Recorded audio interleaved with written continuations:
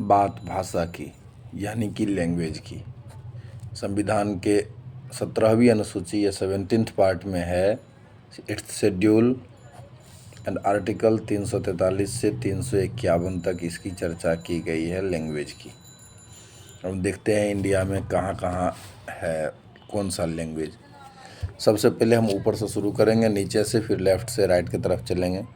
सबसे पहले जो 1947 में ग्रांट किया गया था 14 लैंग्वेज को ऑफिशियल लैंग्वेज के तहत 8th शेड्यूल में, पहला कश्मीरी, थोड़े नीचे आएंगे तो हम पंजाबी, उससे थोड़े नीचे आएंगे गुजराती, उससे थोड़े नीचे आएंगे तो मराठी, उससे थोड़े से नीचे और आएंगे तो कन्नड़ा, उससे थोड़ा सा और साइड में आएंगे तो मलयालम,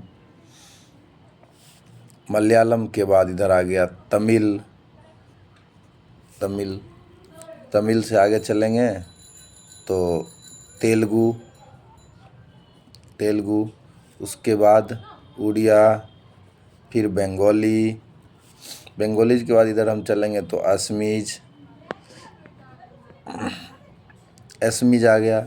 अब फिर हम सेंट्रल इंडिया में आ जाते हैं, बिहार यूपी के प्रदेश में। यहाँ अपना हिंदी, उर्दू, लड़ाई झगड़ा करते रहो, संस्कृत, ये सब इस एरिया में ज़्यादा प्रमुखता से आया है। तो ये हमारे 14 लैंग्वेज थे जो इनिशियली कॉन्स्टिट्यूशन ऑफ इंडिया का हिस्सा था 8th शेड्यूल का। लेटर 1967 में जब इंदिरा गांधी प्राइम मिनिस्टर बनी दोबारा से, तो उन्होंने सोचा कि नहीं, अब पंजाब को हमने ले लिया, सिंध प्रांत को क्यों छोड़ दिया जाए। तो सिंधी को 21st कॉन्स्टिट्यूशनल अमेंडमेंट करके सिंधी को मिला लिया अपने 8th शेड्यूल के दर्जे में। केवल 1 language were included by 21st constitutional amendment 1967। अगला आता है 71st कॉन्स्टिट्यूशनल अमेंडमेंट 1992 में। तो उसमें याद रखने का तरीका है कि KMN, ABCD तो सब जानते होंगे, इसमें KMN याद रखना है। बस थोड़ा सा कॉशियस रहना है कि उस समय के मतलब कोंकणी, कोंकणी इधर मराठा के एरिया में बोला जाता है, इधर महाराष्ट्र में कोंकणी बोला जाता है। उसके बाद आ गया अपना इधर मणिपुरी ले लीजिए, ईस्ट में मणिपुरी। उसके बाद आ गया नेपाली, कि नेपालियों ने हमारे लिए बहुत सारे वार वगैरह लड़े हैं, उनके गोरखा रेजिमेंट को बहुत सम्मान है देश में। तो नेपालियों को भी, नेपाली लैंग्वेज को भी हमारे यहाँ हमारा बेटी रोटी के संबंध के वजह से उनको ऑफिशियल लैंग्वेज का दर्जा में दिया गया 1992 में 71st कॉन्स्टिट्यूशनल अमेंडमेंट के द्वारा। तो कौन कौन KMN से हो गया? कोंकणी, मणिपुरी और नेपाली। अब जब लोगों ने देखा, खास करके वाजपेयी जी गवर्नमेंट ने, कि ये 21 हो गया, ये 71 हो गया, दोनों को जोड़ देते हैं, तो उन्होंने 92nd कॉन्स्टिट्यूशनल अमेंडमेंट लाया 2003 में। और उन्होंने बोला कि भाई तुम लोग 1 3 क्या 1 2 दे रहे हो, हम एक बार में 4 लैंग्वेज को देंगे।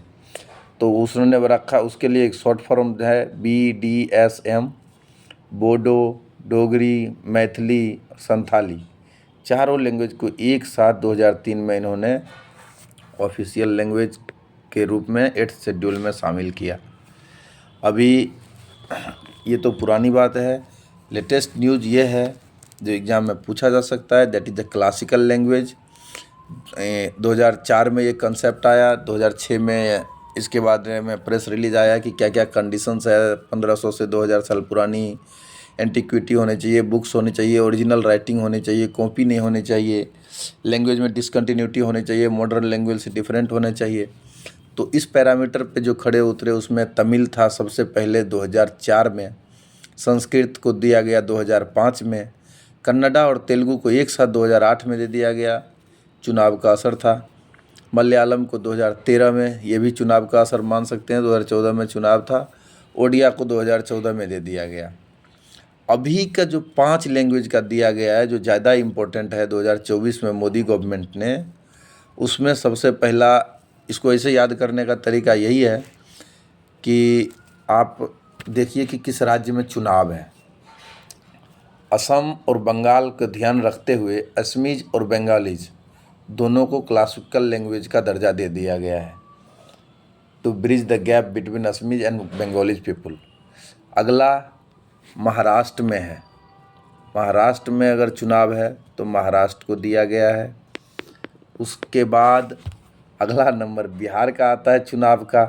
तो बिहार में दो फेमस लैंग्वेज था, प्राकृत और पाली। पाली जिसमें भगवान बुद्ध ने अपने उपदेश दिए थे, प्राकृत महावीर जैन ने दिए थे। तो इन दोनों लैंग्वेज को भी शामिल किया गया है क्लासिकल लैंग्वेज में। Thank you.